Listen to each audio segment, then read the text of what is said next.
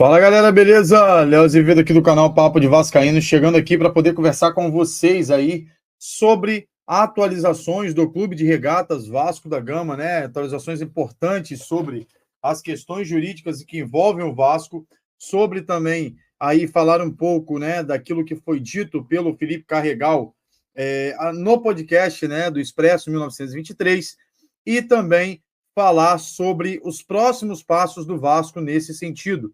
A briga, né, que parece ser eterna, entre 777 e Vasco da Gama. Vamos ver se isso vai ter um fim ou quais são os próximos passos. Então, quero pedir a você para que você fique aqui até o final do vídeo, para que você compreenda e entenda essa situação de forma efetiva, para que assim a gente consiga, né, fazer, né, e falar sobre o Vasco da Gama nesse sentido. Vamos lá. Antes de mais nada, quero pedir para você se inscrever no nosso canal, ativar o sininho das notificações, deixar seu like, que é muito importante, e seguir também a nossa página lá no Instagram, tá? No @papo.d.vascaíno. Lembre sempre de ir também lá, o link também tá lá no Instagram, é só botar, né? @papo.d.vascaíno. Você vai ver que lá tem uma série de vídeos, né? Informando a vocês, trazendo muitas atualizações sobre o Vasco e assuntos que divergem no futebol e que vão interferir no Vasco de alguma maneira. Muito obrigado por você estar até aqui e não esquece de deixar seu like, compartilhar e comentar, né? Para que o YouTube ofereça nosso conteúdo a mais pessoas, para que eles conheçam o nosso trabalho. Se você não estiver gostando também, pode deixar aí o seu dislike, que é sempre muito bem-vindo, e sua opinião também, que é muito bem-vinda também, desde de maneira respeitosa, tá? Não vamos passar o limite do respeito. Valeu? Dito isso, vamos falar um pouco hoje sobre as questões referentes ao Vasco aí, que o Vasco ganhou na justiça, né? Mais uma vez. O assunto liminar tem sido um assunto no último ano muito coerente dentro do Vasco. O que a gente tem que separar para poder conversar isso aqui é o seguinte: o Vasco antes da liminar e o Vasco pós-liminar, para a gente entender o que está acontecendo e fazer um outro recorte do Vasco pós-imbróglio jurídico, o que pode vir a acontecer. Primeira coisa que aconteceu, todo mundo lembra, né? O Vasco foi vendido para a 777. A 777, nesse período, né, fez um time razoavelmente bom dentro de um contexto, mas naquele ano que o Ramon Dias chega, a gente quase cai, mas as finanças, teoricamente, né, pelo menos aparentemente, estavam sendo pagas, estava tudo certo, e agora a gente vê esse imbróglio jurídico que aconteceu com o Vasco e a 777. Só que não era bem assim, né? Algumas coisas foram surgindo após a chegada do Pedrinho, e outras tanto chegaram antes, com a falência da 7777, com a questão dos seus credores, né? Tendo aí a CAP como credor, uma série de outras empresas que a 777 devia a elas, e acabou entrando na justiça e conseguindo reverter esse quadro para que a 777 pagasse a eles. Então, o Stade Ligier, na Bélgica, acabou sendo aí quase que abrindo falência, na realidade, né? Os sócios pegaram e expulsaram de lá a 7777. O Vasco seria o próximo time dessa leva, né? Porque foi o último time a ser comprado dentro desse contexto pela empresa norte-americana. E dentro desse contexto, o Vasco ficou ali nessa dúvida, né? E aí a gente, sem saber o que iria acontecer, discutindo isso, não tinham mais os influencers e as pessoas que cobriam o Vasco, que apoiaram a 777, falando sobre a 777 e nem tratando o assunto como ele deveria ser. Daí a gente tem, então, uma liminar, que o Vasco entra na justiça, e agora a gente vai entender o porquê que o Vasco entrou na justiça, com a liminar com o jurídico do clube, pegando essa concessão, podemos dizer assim, desse período da SAF do Vasco. Essa SAF do Clube de Regatas Vasco da Gama, né? Que a 777 não estava aportando mais dinheiro, porque o Pedrinho entrou nesse sentido, e aí a diretoria do Pedrinho começou a achar algumas nuances e algumas pegadas dentro desse contrato que descumpriam principalmente o acordo referente aí às leis da SAF, que existe uma lei específica para tratar das SAFs. E a gente vai ver um item importante daqui a pouco. Contudo, o primeiro momento do Pedrinho foi tentar pagar os salários em dia, tranquilizar os jogadores e organizar a casa internamente falando. Não vou entrar no mérito da diretoria do Pedrinho, quem ele escolheu para ser diretor executivo, quem ele escolheu para ser diretor técnico, não. Não vou entrar nesse vídeo específico nisso. A gente vai falar sobre a ação do Pedrinho, que até aqui ajudou o Vasco. A gente está aqui debatendo sobre Vasco da Gama. A realidade é essa. Porque a 777 depois abriu falência, o Josh Wand sumiu, né? Foi extirpado da empresa, o Steve Paxos também é a mesma coisa. Todos aqueles que eram a cúpula da 777 que a gente conhecia, sumiram. E, nesse contexto, também ficou para trás um pouco a diretoria da Jorge Salgado, que foi quem vendeu a SAF para essa empresa, e todo mundo esqueceu meio que um pouco e o Pedrinho tocou o barco ali. Ano passado, o Vasco termina em 10º no Campeonato Brasileiro e consegue chegar às semifinais da Copa do Brasil, ponto. Mas, organizacionalmente, aquilo que o Pedrinho fez foi manter o Vasco nesse sentido. E, nesse contexto, a 777 entrou com recursos para tentar pegar novamente o que era de direito delas, teoricamente, que você vai ver que não é tão direito assim, porque eles não cumpriram nada do que eles falaram. Eles venderam os números, mas não aportaram esses números para o Vasco. Diante disso, o Pedrinho continua com a liminar, ganha novamente, e esse último recurso impetrado pela 777, talvez o último aí, antes da arbitragem, o Vasco ganha por 3-0, que foi essa causa de ontem, aonde a Justiça do Rio de Janeiro, o Tribunal de Justiça do Rio de Janeiro, por 3-0, dos desembargadores, pense nisso, tá? 3-0 é quando eles têm que decidir algo que vai tendo recurso, e já não cabe recurso em instância nenhuma, eles vão para a mão dos desembargadores e eles decidem sobre aquilo ali, se continua com a liminar, se não continua. Então, ou seja, a 7777 foi até a última instância para poder ter de volta aí na Justiça do Rio a sua posse, aquilo que eles queriam.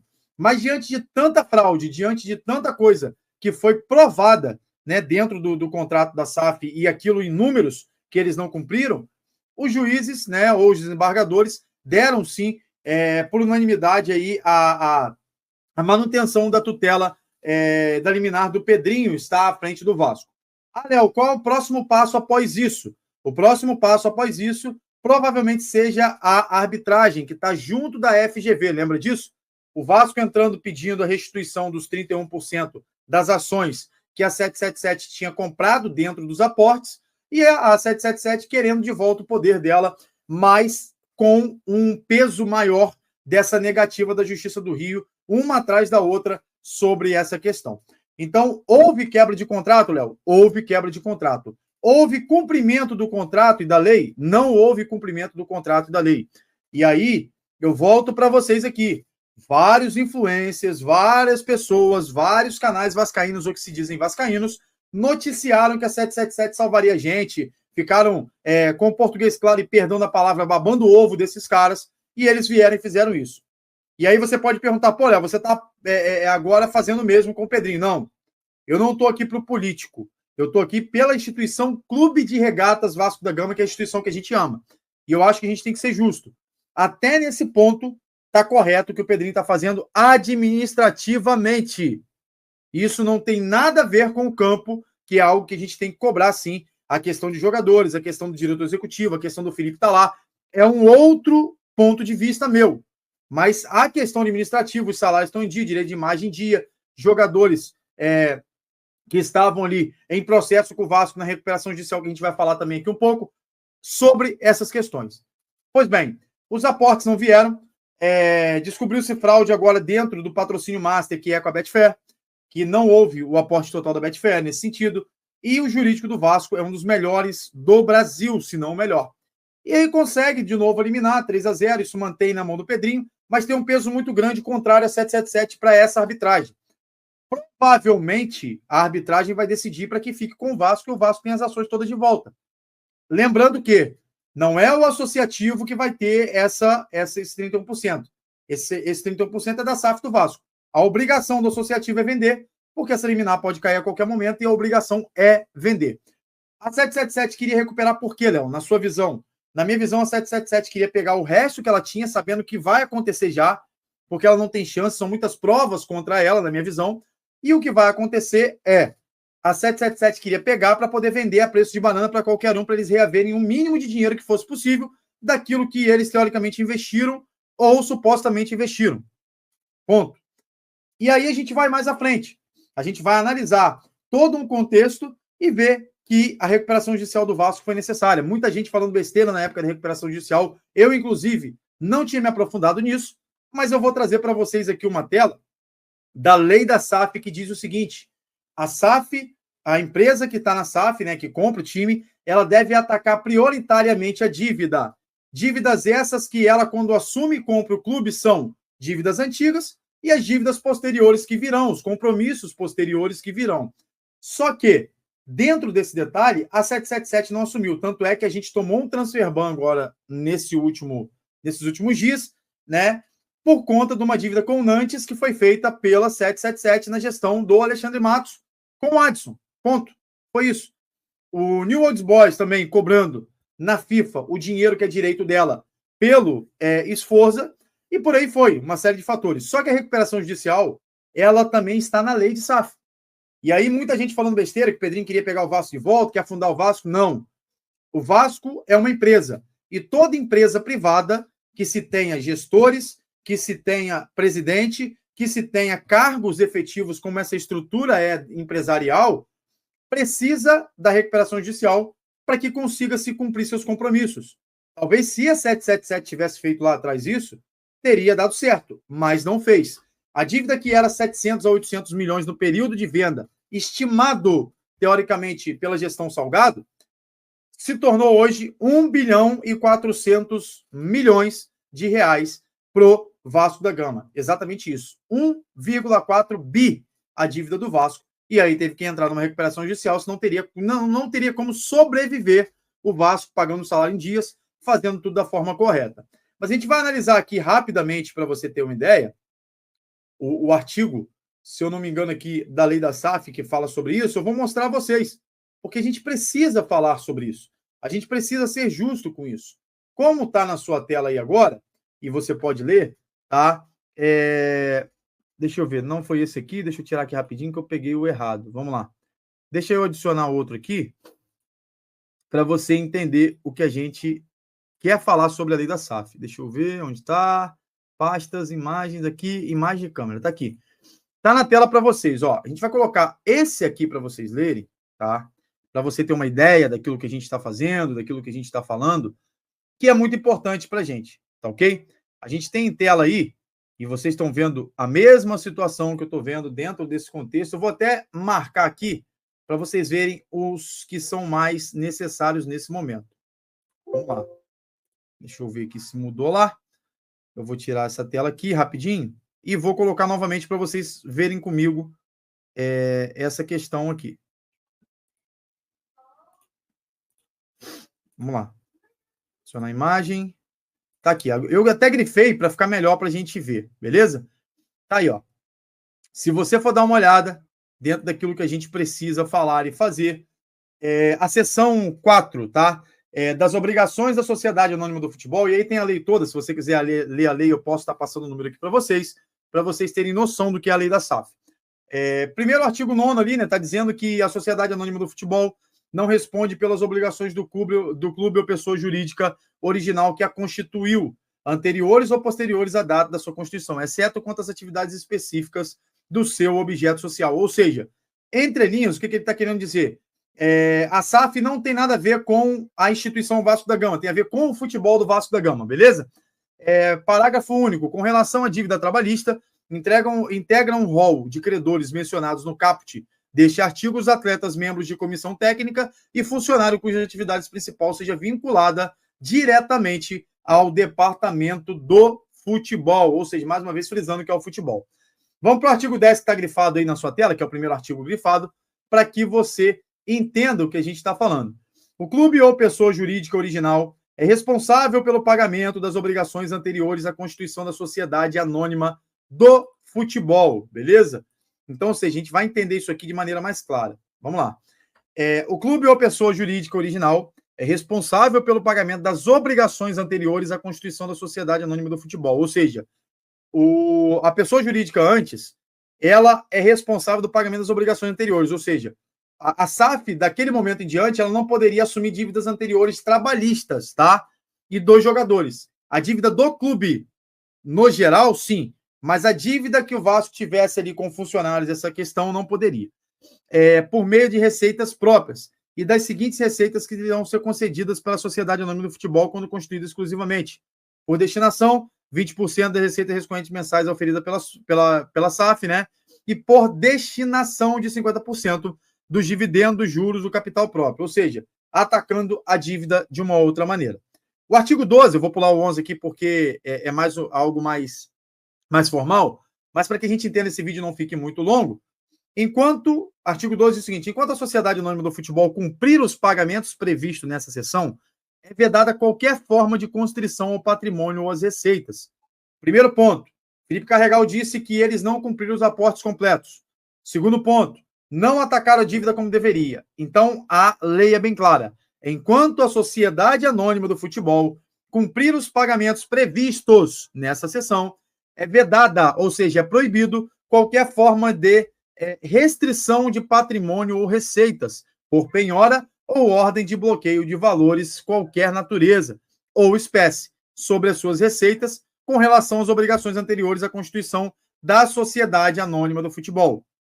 Bem, o que isso quer dizer, Léo?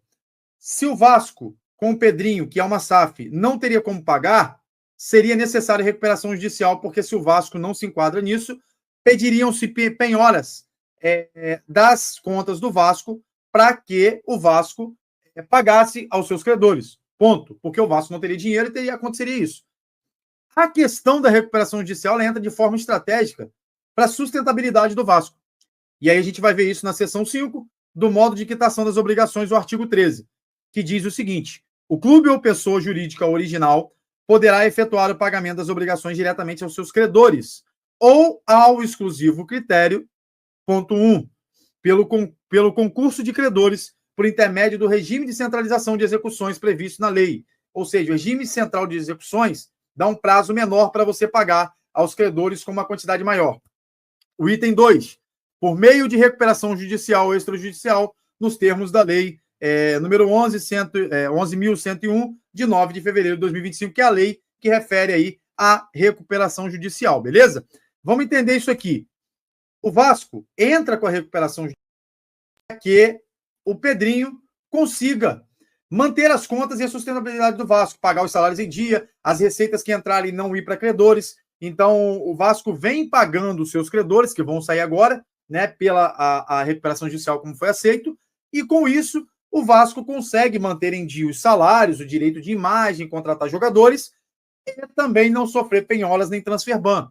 Lembrando que o transfer ban sobre o Adson já está retirado, porque, segundo a FIFA e o órgão da FIFA, clubes que estejam em recuperação judicial não podem sofrer transfer ban, recuperação judicial que estejam cumprindo. E aí muita gente falou, agora depois da recuperação judicial é a falência. Não. Entendeu que nesse momento a recuperação judicial para o Clube de Regatas Vasco da Gama foi necessário? Entendeu que nesse momento o Pedrinho não teria dinheiro e não teria patrocinadores suficientes, né? Porque o acordo foi feito com a 777, que já estava devendo um dinheirão, e o Vasco precisou fazer isso. Entendeu que a caravela vascaína estava naufragando com a 777 e o Pedrinho teve que reestruturar e fechar os furos nesse contexto administrativo? Ponto. Quais são os próximos passos, como eu disse? Arbitragem, depois da arbitragem a decisão, a venda do Clube de Regatas Vasco da Gama, a venda da SAF do Vasco, a venda dos 70%. O Vasco deve vender. E aí eu quero dizer para você entender que eu não estou apoiando o Pedrinho ou passando pano em político, que a gente tem que cobrar a venda da SAF. É revenda já? É revenda já. Se o Vasco sair desse imbróglio jurídico, o Pedrinho é obrigado a vender a SAF do clube. E a gente precisa fazer isso antes da próxima eleição, que já está se desenhando uma eleição absurda, que a gente não quer passar mais por isso. Aonde o Edmundo quer vir como candidato, aonde do outro lado o Júlio Brandt também quer, aonde o Levinciano, que pode também se manifestar para vir. Enfim, aquela boa e velha política do Vasco, ou aquela mal e velha política do Vasco, que interfere negativamente há 32 anos dentro do clube. Exatamente isso. Então, ou seja, pontos ou perguntas a serem respondidas nesse vídeo. O Pedrinho é o dono da SAF do Vasco? Não, a SAF continua sendo sociedade instituída pelos sócios. No período Jorge Salgado, que deixou de ser clube, 70% vai ser empresa. Essa empresa, o Pedrinho pode continuar? Somente através de liminar, não pode dar poderes definitivos ao Pedrinho, porque o Pedrinho é presidente do associativo. Essa situação o Vasco deve vender para um novo investidor. Tem que ter calma para fazer para o novo investidor? Na minha concepção simples, não errar como a 777 errou, e muita gente se calou diante disso. Gente que tinha voz aqui no YouTube, gente que tem voz no YouTube e tem voz no Instagram, vem com o papinho de que não pode falar sobre a SAF, porque não quero me meter nisso, deixa isso para lá, já me desanimei muito. Não desanimou, não. Não tem peito para vir aqui falar o que é certo para o torcedor. Ponto. É isso. E aí, agora, querem jogar no colo do Pedrinho uma culpa que não é dele. O Pedrinho ajudou o Vasco nesse sentido administrativo de salvar o Vasco. Mas vai afundar o Vasco porque está contratando mal. Esse é um outro assunto que a gente pode conversar e cobrar o Pedrinho, sem dúvida nenhuma. Como a gente cobrou o técnico, ele trouxe o Fernando Diniz. E nessa janela a gente deve cobrar por jogadores que a gente não tem elenco. Ponto. Janelas ruins, elenco ruim. E aí a gente vai entrar no detalhe do Felipe, de uma série de fatores aqui que a gente é contra, enfim. Mas nesse contexto estrutural, o próximo passo é arbitragem. Junto à FGV, o Vasco vai decidir, a FGV vai decidir sobre essa questão e o Vasco vai sim ter que vender o clube. Não existe essa possibilidade de não venda, não existe essa possibilidade de retornar para as mãos do Pedrinho, porque o contrato de SAF foi feito. O acordo de SAF, o edital de SAF foi feito. Então o Vasco hoje é um clube empresa com 70% para uma empresa que vá gerir o clube. Qual vai ser essa empresa? Não sei. A gente tem que cobrar que seja uma empresa idônea e eu acredito nesse ponto no Pedrinho, que ele está vendo realmente uma empresa idônea que quer fazer investimentos de verdade e não apenas lavar dinheiro. A lei da SAF é bem clara. Os caras têm que chegar e atacar a dívida. Não atacou a dívida, está fora do contexto da lei, está errado, então é quebra de contrato, beleza? Então eu vou encerrando por aqui, a gente vai ficando dentro desse contexto.